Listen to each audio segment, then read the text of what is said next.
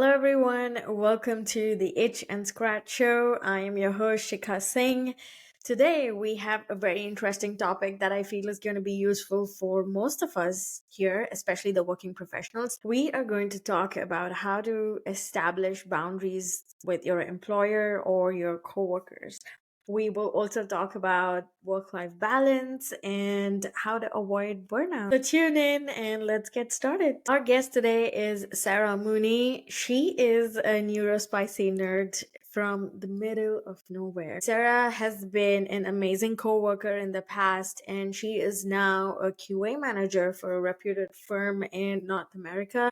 She decides to do her best at work, at home, everywhere, personally and professionally. She was actually one of the first few members who I reached out to when I wanted to publish my book and I wanted to write about how it is in growing up in the US and why is it that not many girls pick up STEM or STEM related careers. She was the one who gave a very detailed and very realistic explanation for everything, and I have always reached out to her whenever I needed professional guidance. She has been a huge supporter from day one for me, and I really value everything that Sarah has taught me in these last few years. Her mantra is ever tried, ever failed, no matter, try again, fail again. Hello, everyone. Today we have a special guest with us, Sara Mooney from Nebraska. Welcome, Sarah. Thank you, Shika. I'm so excited to be here. I am excited too. I have had the pleasure of working with Sarah in the past, and she is one of the coolest people I've met, especially in Nebraska. So, welcome. Today, we are going to talk about how to set boundaries with your employer and your coworkers. Sarah has some amazing insights for us, so let's get started. Okay, Sarah, I have a very important question for you. You've been handling so much over the last few years. You're a mom, you're an amazing professional. You handle a lot of other stuff like your work, your personal life, everything. So, how important is work life balance to you, especially at this age or at this stage, wherever you are personally and professionally? So, work-life balance has always been a drum I have beat from the very beginning. It's an incredibly important thing to try and strive for. I don't know that anyone ever fully achieves it because, life happens and things try to grab you from here and there. And we can do our best to mitigate that. But the biggest and most important part is holding fast to your beliefs, your values, and the things that are important to you as a person. So at the end of the day, who we are as people is much more important than what we accomplish academically, professionally. Even much more important is making sure that we're taking care of our basic humanity. And we can't do that if we let one thing take over our entire identity. So it's always been super important to me. You mentioned about how being an important person is more like a good person is more important than anything else. How do you maintain your cool? I know there are situations where like, why did this happen to me? And like, why me? Or, everything comes down at once. How do you handle that? Really poorly in the first 10 to 15 minutes, if I'm being honest. If you are like me, and one thing, I'm not neurotypical. Like, I have an ADHD diagnosis, and some other health things going on. So when one of my pieces falls out of balance, it can feel catastrophic in the moment. Right. And I have learned that I have to let it. If I try to fight against the sky is falling, what am I going to do? That I can't get to the next step, which is, okay, this is a thing that has happened. What are we going to do about it? So I have to freak out first. And that's an important thing to learn about yourself, is like, when a crisis happens, and even if it is an imagined crisis, you know, let yourself feel what you're going to feel first, because if you try to squish that, you're not going to get to the end of whatever that crisis may be True. in a timely manner at all. So let yourself feel first and then act. Nice. Feel first and then act. Gonna remember that. Okay, so congratulations on the new role. You are now a leader, and I know you're amazing at what you do. So, at your workplace, now that you're a leader, if not even in the past, has there been any situation where you felt the need to establish boundaries with your employers or your coworkers? Oh, absolutely. And that can change from day to day. Sometimes it can be a hard and fast boundary that can never be broken or should never be broken. And sometimes it's just the listen, I'm at an 11 right now and I cannot handle one more thing. So being aware of yourself, again, being in touch with what you're feeling and where you're at, and then being able to try and advocate for yourself in the calmest, most rational way you're capable of in that moment. Whether if it's an employer that is going to start demanding more and more and more of your time more often, going in and talking with whomever your leader might be or with your team and lay it on the line. You don't have to give them all of the detail, like, oh, I can't handle this because this and this. But, here are my working hours. Here is my availability and my bandwidth. Here are the places where I feel like I could be very helpful to you, and I'm willing to do so. However, I cannot do it at 9:30 at night, or I am not capable of doing it this week because of this. Honesty at the very end of it is the most important part. If you are transparent and communicative with the people who are trying to push, 9 times out of 10, they're going to say, okay, we understand where you're coming from. And more often than not, I found they're willing to support you with that boundary. I come up Right. more often with people wanting to accept that from me when I'm honest and transparent than I am anybody trying to push past it. Right, right. You gave a very great example, but what if, especially most of our listeners are from India, and the workplace culture has been changing for the last decade or so? Earlier, it used to be okay, you're on call, the client is going to be in North America, so you have to be available to answer questions or meetings or whatever it is. Now I've seen a shift, but there's still a lot of people out there who are scared to speak up, and especially I don't want to make this sound, or I don't want to be biased, but I have noticed that it's the women who hesitate to speak up and who are very hesitant to establish that boundary. So what would you suggest for someone who's just maybe starting out right now, and who wants to impress other people, so they do that by working extra hours or staying up late and be like pinging when they're not supposed to, like, oh yeah, just to show that we are online, we are working, very loyal.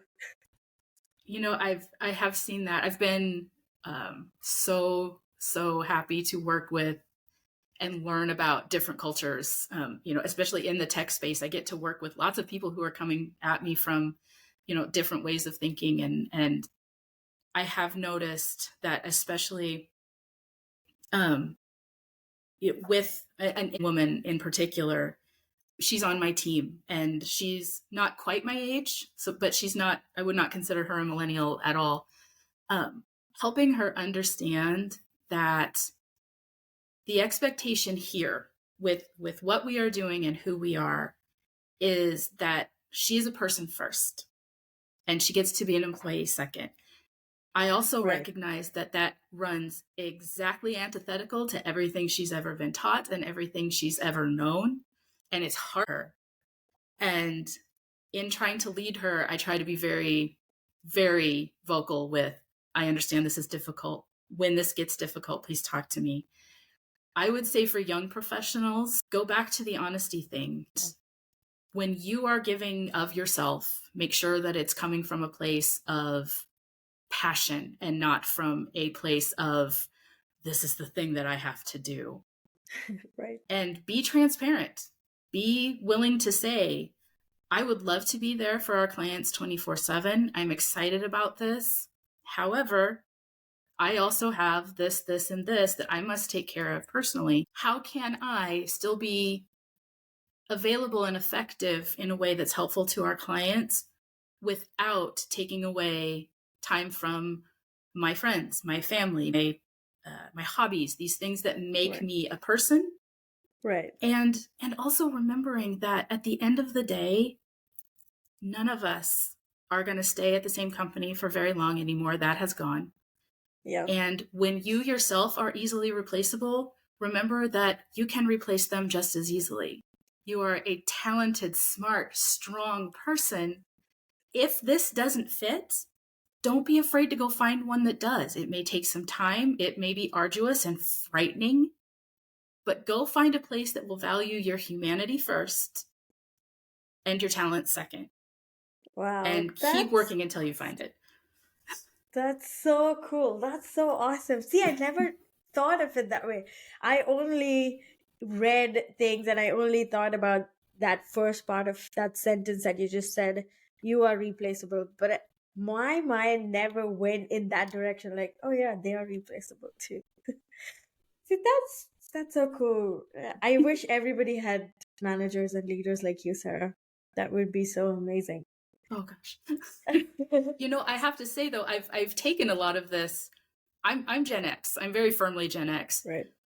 But I have been watching your generation, the millennial generation, start to stand up and say, "Hey, no." Yeah. And I've watched them start to lead and lead from a place that comes from the heart. And I thought, I want to be that. That's what I want to do. Right. If I ever get into a leadership position, which I was reticent to do for a very long time, if I want to get into a leadership position, that's what I want to emulate. That's what I want. So Yeah. that's what I've done. So I thank you. remember, yeah.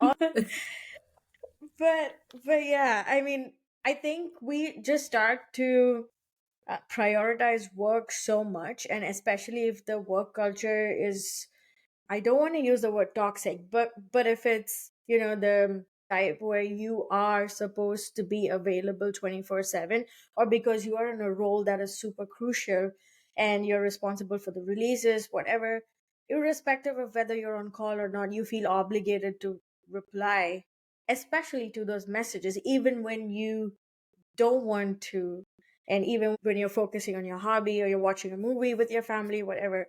So what you said makes so much sense. Like, don't forget who you are, and you're a person first. That's so cool.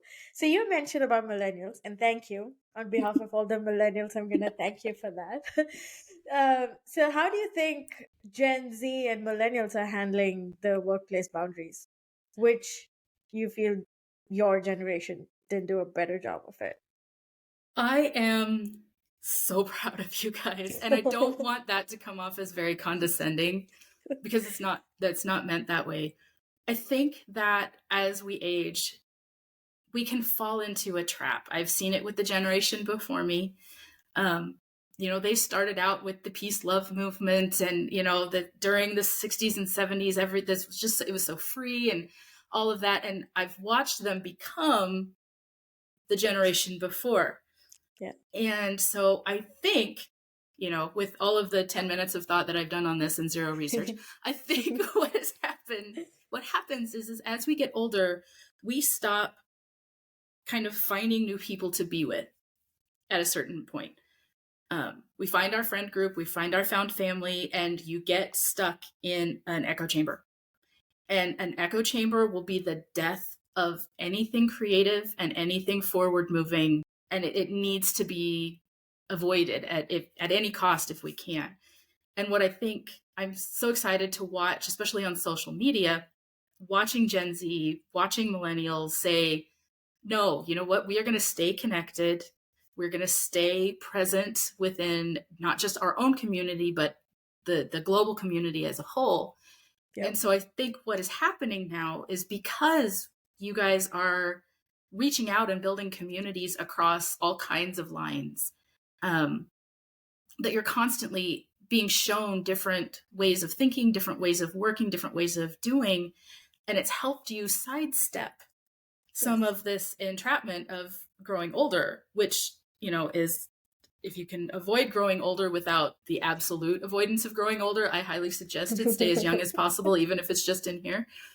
But you're not in that echo chamber. And so watching the millennials lead and come into their own professionally and try to start putting a stop to that, where Gen X, we started to try and then echo chamber. Yeah. The millennials and Gen Z have this ability to keep that line of communication open and it's crossing. And Gen Z has just said, absolutely not. Not. I'm only here for a short time. I'm going to enjoy it. Does that have its own pitfalls? 100%. Not saying that it's perfect, but I couldn't be more proud of how you guys are all standing up for who you are as people and who you are together, as, each other, caring for people that aren't in your community, aren't in your circle, and making sure that everybody has a way to kind of retain their humanity and still be successful and go forward. So I'm so proud of you guys. I could just never stop smiling. Oh, thank you, Sarah. This reminds me of a situation that happened. So this person on my team, he's amazing. He over delivers and just a rock star on the team. And so I've noticed that he's always working overtime and not showing it to people. And when I asked him why, he just said, I don't want to give the clients or anybody on the team a chance to point me or just say, why isn't this done yet? That's these days shouldn't be working overtime. And if you're working overtime, then that means you're not communicating effectively to what your deliverables are or your time estimates are. So yeah, I get that. That's like different. But to me, I would never see myself working overtime unless it's a very critical prod issue where system down. Oh, sure. That's the important line right there is sometimes we do. Sometimes we do have to work later. Like all last Yeah. week, I had dinner with my family, got my daughter's homework and all of that stuff taken care of, and then I had to come back downstairs and dad had to do bedtime because it was critical. It was very, very important. Yes. But if I do that all the time and if my teammates do that all the time, then when I say to leadership, I need more people, they say, why? Yeah. We see everything getting done on time. I'm like, yeah, it's getting done on time, but now I've got one person out sick for a week because they've worked themselves to the bone. Like understanding that we can't get what we need if we do this stuff in a silo and in silence. Thank you. So again, so that was a great example, Sarah. So you said, people fall sick because of burnout, and we hardly realize that because we've been putting so much effort and time on work and just staring at screens 9 to 5, again after 5, whatever. So what suggestion do you have for people to avoid burnout? How do you think they can avoid burnout? It's a really great question, and it's one I haven't fully answered for myself yet. But under the lens of just as a working professional, we have study after study after study of the importance of work-life balance. And now those studies are starting to move over to what they're calling work-health balance, because work-life balance is important. And yes, being able to go out and do the things you love to do is very important. But the burnout is causing actual medical problems for people. It's detrimental to their health in ways that go beyond just a mental burnout and the need for a break. I had run.com, RUNN.com. They had taken some of the metadata from several of the work-life balance studies and then overlaid some medical information on top of that. And what they saw was really jarring, was that the people who were not taking the time to go out and, if they're avid water skiers or knitters or what have you, people that weren't taking that time, not only were they not as productive and effective at work, they were also getting sick. And it even just a cold or something like that we would normally be able to kind of work through and brush off. If you're in a state of burnout, not only is your brain really suffering for that, your immune system is suffering too. Correct. And now we have to start looking very hard at how much is this worth our actual physical health on top of what is it doing to our mental health.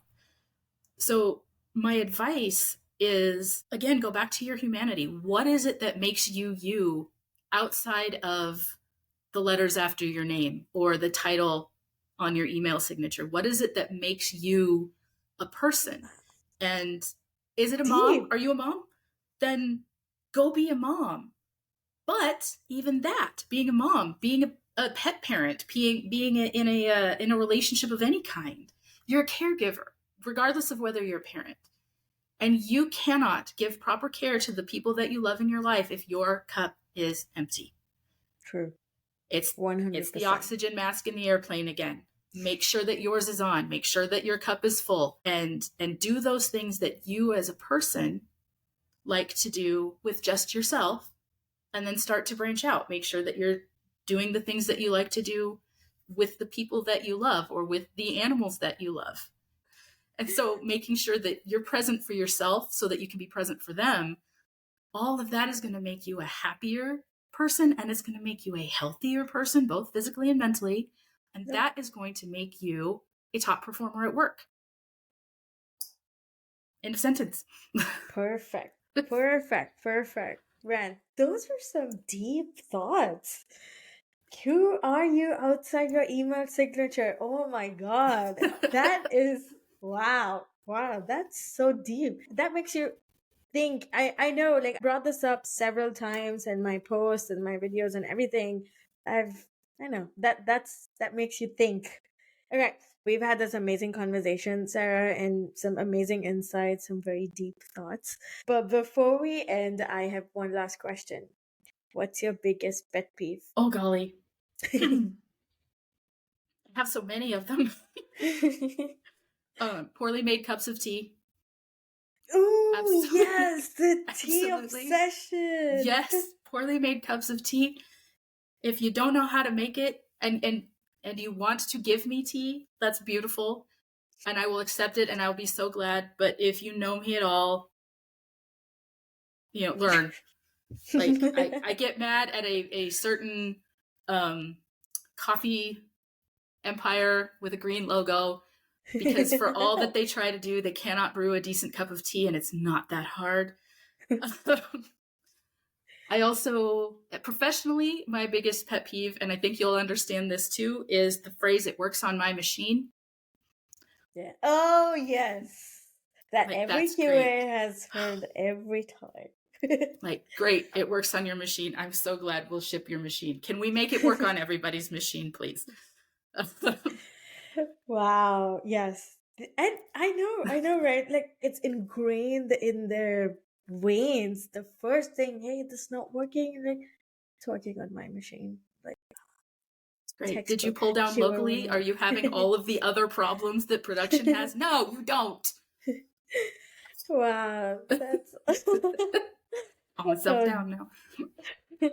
this was so much fun, Sarah. Thank you again.